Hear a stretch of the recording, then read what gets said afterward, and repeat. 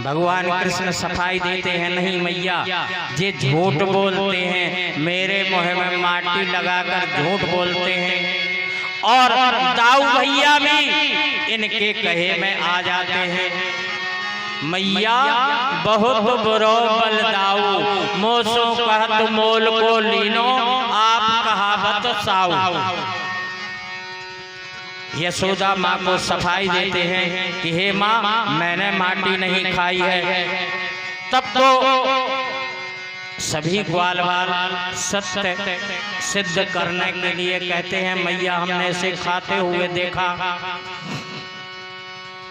माता भगवान का एक कान पकड़ लेती है, एक हाथ में एक संटी उठा के और उबार करके बोलती है, बोल सच बता तूने माटी खाई है कि नहीं खाई।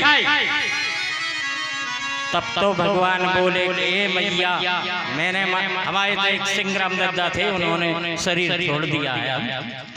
वो एक भगवान का भजन गाते थे। मैया से बोले भगवान मारे मती मैया, मारे मती मैया बचन हरवाए दे।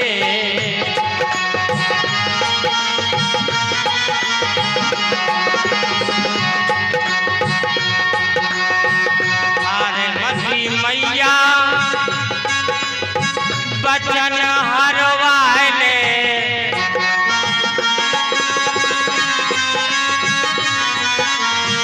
माटी नहीं खाई, माटी नहीं खाई कसम करवाए ले।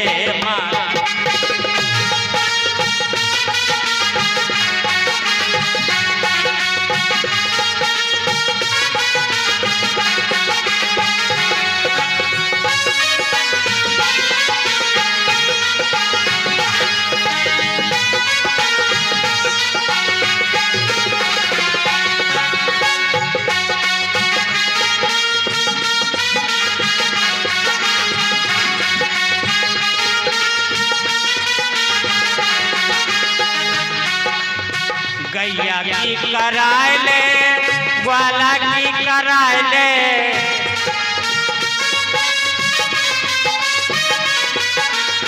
गैया की कराए ले, माँ ग्वाला की कराए ले।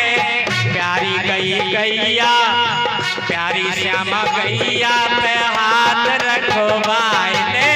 मारे मती मैया बचन हरवाए ले।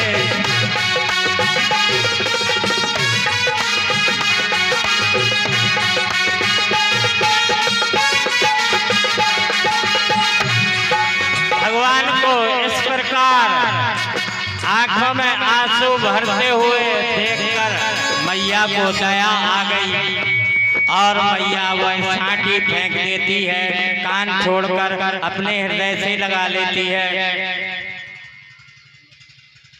एक दिन कालिंद्या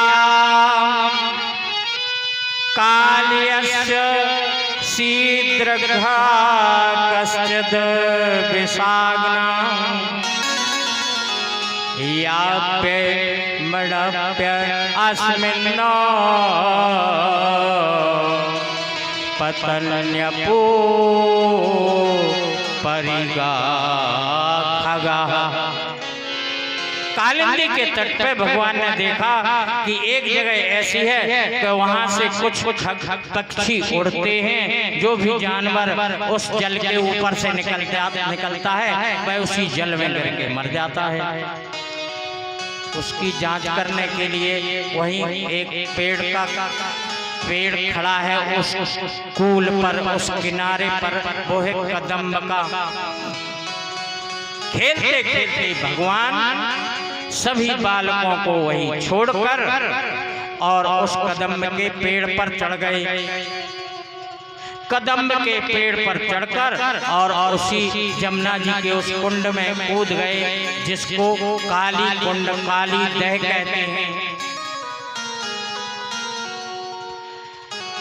काली दह में कूदते ही जैसे ही अंदर गए तो वहाँ बड़ा भयंकर विषधर उस दह में था।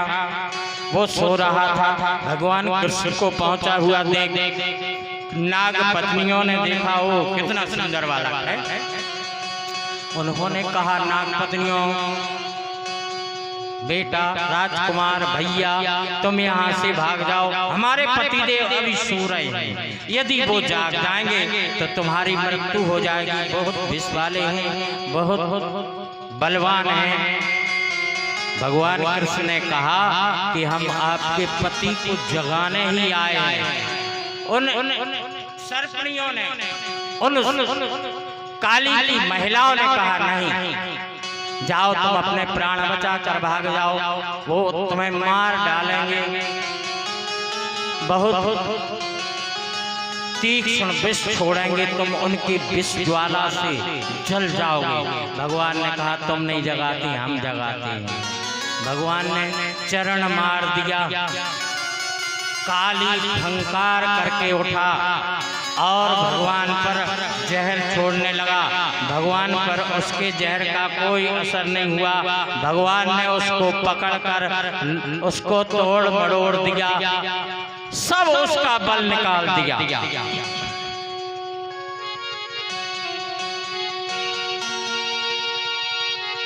कृष्णा प्राणान में वर्षतो नंदादीनो वीक्षयतम हृदयम्